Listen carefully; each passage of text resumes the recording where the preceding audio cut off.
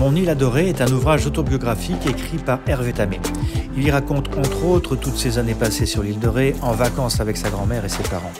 Nous sommes alors en 1971 et la famille a hérité d'une parcelle privée située entre Sainte-Marie et Lanoux, juste au bord de l'océan. Et puis un jour, cette famille en est dépossédée.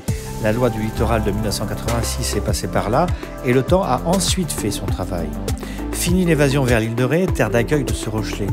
Les irréductibles propriétaires de terrain sont privés de la jouissance de leurs biens légalement acquis. Dans son livre Mon île adorée, Hervé Tamé évoque cette douleur, ce déchirement, sa souffrance qui reste encore tout entière 40 ans après. Derrière tout ça, il y a forcément une colère, un cri, de la douleur. Et c'est pour ça que j'ai écrit ce livre, parce que ça a été pour moi un exutoire. J'avais besoin d'exprimer ce que j'ai ressenti toutes ces dernières années pour avoir été, comment dire, pas spolié, je ne peux pas dire ça comme ça, mais on nous a pris notre bien. Moi, on m'a pris mon bien familial. Je ne peux plus en jouir au jour d'aujourd'hui. Je ne peux plus y accéder, tout simplement. Les communes ont mis en place des balisages et autres moyens qui font qu'on ne peut plus accéder sur nos terrains qui sont enclavés. Ce terrain se situe sur la plage de la Salée. La plage de la Salée, elle est sur la commune de Sainte-Marie. Et nous sommes entre Sainte-Marie et Lanoux. Au bord de la mer, juste la dune nous sépare du terrain de la plage.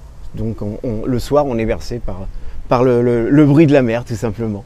Ma grand-mère a acquis ce terrain en 1971 grâce à son altruisme. Elle aide beaucoup les gens.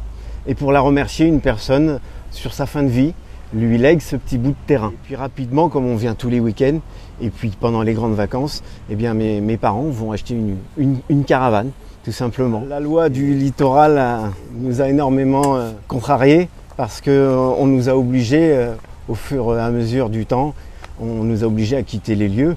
Et puis les irréductibles ont été verbalisés et ça a été très douloureux à chaque fois de se retrouver à passer devant les tribunaux et à devoir rendre des comptes. Donc beaucoup de gens ont baissé les bras tout simplement parce que 11 mois sur 12, ils n'étaient pas sur l'île de Ré ou à proximité des tribunaux pour pouvoir se défendre. On ne peut plus aller sur ce terrain familial. La végétation reprend ses droits.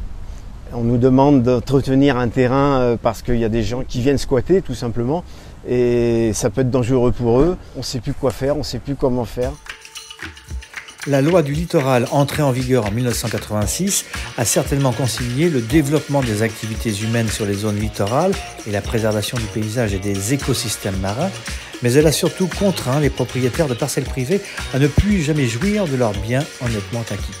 Dans son ouvrage Mon île adorée, Hervé évoque tous ses souvenirs d'enfants aux côtés de ses parents bien sûr et de sa grand-mère, dans un décor idyllique à une époque où l'île de Ré gardait encore une certaine indépendance vis-à-vis du continent et des touristes. En avant, j'ai mis le terroir, très important. À l'époque, je parle des recettes de cuisine de ma grand-mère.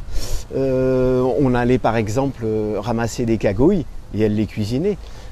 Par mauvais temps, la mer rejetait des sèches. On mangeait avec ce que nous donnait tout simplement la nature et la mer.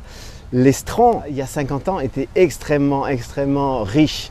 Dès que la mer se retirait, il y avait beaucoup de coquillages, de crustacés à ramasser. Aujourd'hui, c'est complètement terminé. Quand la mer se retire, on voit juste un désert de pierres.